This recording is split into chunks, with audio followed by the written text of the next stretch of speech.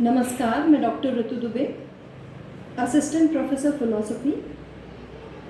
मैं आज बात करूंगी बीए फर्स्ट ईयर फिलॉसफी के फर्स्ट पेपर इंडियन फिलॉसफी, भारतीय दर्शन के संबंध में। आज आपका परिचय करवाऊंगी भारतीय दर्शन के पाठ्यक्रम से और साथ ही विस्तार से बात करूंगी भारतीय दर्शन की दो शाखाओं आस्तिक और नास्तिक के बारे में।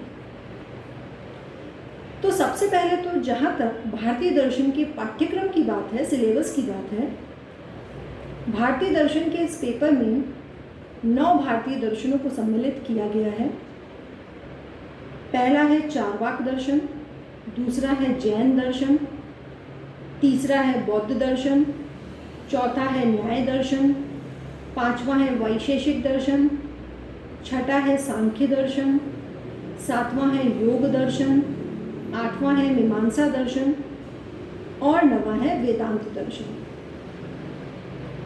अब सबसे पहले तो ये जान लेना ज़रूरी है कि इन 9 भारतीय दर्शनों का वर्गीकरण आस्तिक और नास्तिक इन 2 श्रेणियों में किया गया है।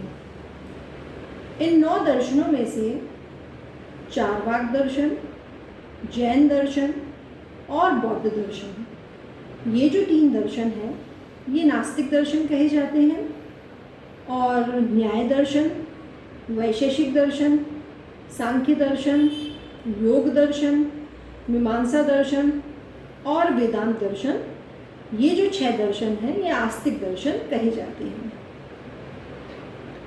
प्रश्न उठता है कि आस्तिक और नास्तिक से आखिर अभिप्राय क्या है, और ये प्रश्न बहुत महत्वपूर्ण हो जाता है क्योंकि भारतीय परंपरा में आस्तिक और नास्तिक पदों के अर्थ में परिवर्तन होता रहा है।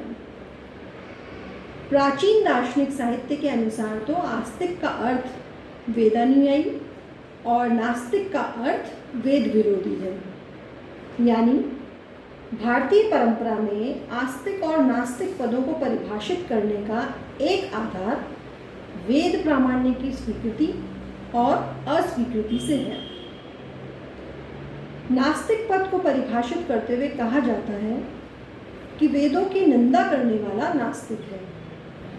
इसके विपरीत वेदों में आस्था रखने वाला आस्तिक है। इस प्रकार भारतीय दर्शन में वह विचारधारा आस्तिक कहलाती है जो वेदों की प्रामाणिकता में विश्वास करती है।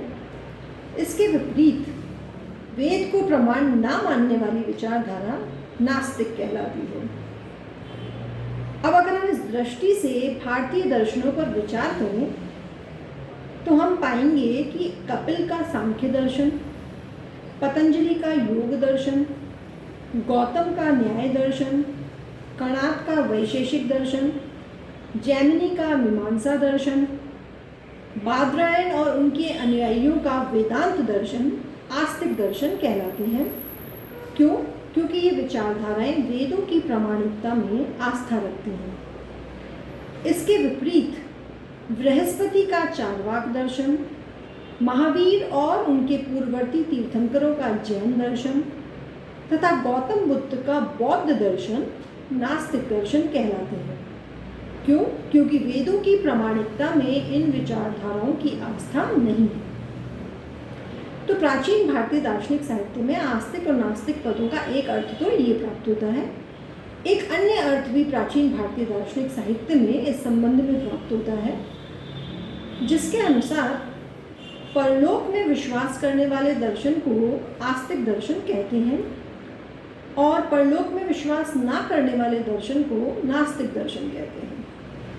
अर्थात जो विचारधारा इहलोक के साथ परलोक की भी सत्ता को स्वीकार करती है वह आस्तिक है, और जो विचारधारा केवल इहलोक की सत्ता को स्वीकार करती है तथा परलोक के अस्तित्व को अस्वीकार करती है वह नास्तिक है।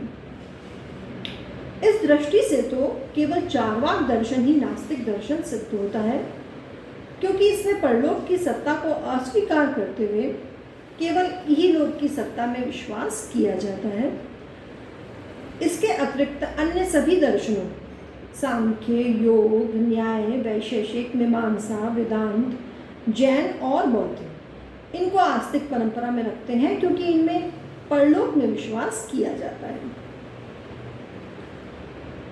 अब हम देखते हैं कि आधुनिक भारतीय साहित्य में आस्तिक और नास्तिक पदों के संबंध में कौन सा अर्थ प्राप्त होता है।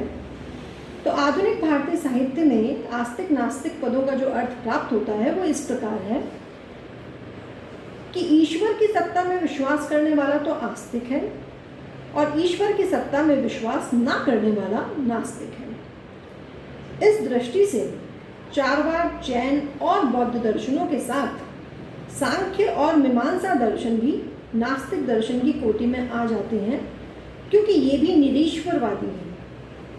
इसके अतिरिक्त अन्य सभी विचारधाराएं योग, न्याय, वैशेषिक और वेदांत ईश्वरवादी होने के कारण आस्तिक दर्शनों की कोटि में आते हैं।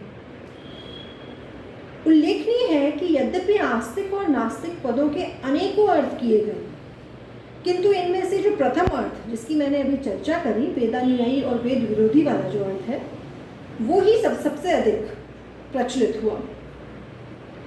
इस दृष्टि से चारवाक, जैन और बौद्ध दर्शनों को वेद विरोधी होने के कारण नास्तिक दर्शन कहा गया।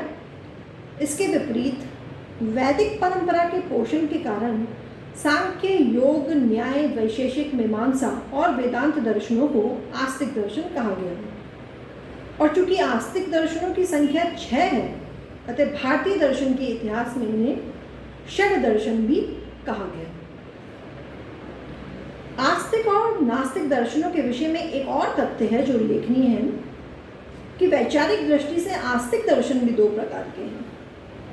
पहली कोटि में तो वेद दर्शन आते हैं जो सीधे सीधे वेदों पर आधारित है। इस कोटि में मीमांसा और वेदांत दर्शन आते हैं।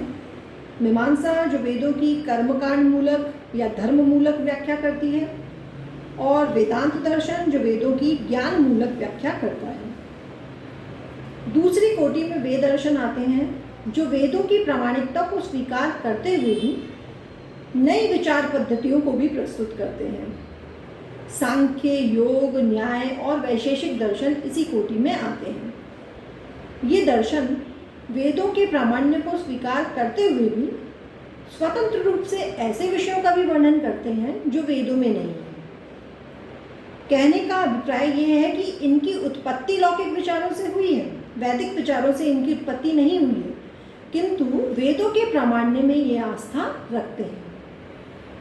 इस प्रकार आस्तिक और नास्तिक पदों का अर्थ करने से ये ज्ञात होता है कि इस वर्गीकरण का आधार कभी तो वेद प्रामाण्य में विश्वास रहा है, तो कभी ईश्वर की सत्ता में विश्वास। परलोक की मान्यता भी इस वर्गीकरण का एक आधार रही है, किंतु वेद प्रामाण्य में विश्वास यही इस वर्गीकरण का सर्वसम्मत आधार बना। वस्तुतः विचार सरणी में, भारतीय विचार सरणी में वेदों का महत्वपूर्ण स्थान है। वेद भारतीय संस्कृति के मूल स्तंभ, अपौरुषेय, अलौकिक और अनंत ज्ञान की अक्षुण्ण निधि है। भारत की दार्शनिक विचारधारा पर तो वेदों का सर्वातिशायी प्रभाव पड़ा। वेदों की क्रिया प्रतिक्रिया का प्रभाव भावी विचारकों पर भी पड़ा। स्पष्टतः आस्तिक विचारधाराओं ने वेदों के प्रामाण्य को स्वीकार किया। इनमें मीमांसा और वेदांत दर्शनों का आविर्भाव तो सीधे सीधे वेदों से हुआ।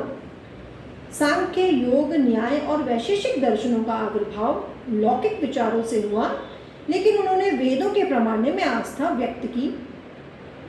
नास्तिक दर्शनों का आविर्भाव तो वैदिक परंपरा के विरोध में ही हुआ। चारवाक जो कि उग्र वेद विरोधी विचारधारा है, और जैन और बौद्ध दर्शन जिनका आविर्भाव भी वैदिक परंपरा और वैदिक यज्ञों के विरुद्ध प्रतिक्रिया स्वरूप हुआ। धन्यवाद।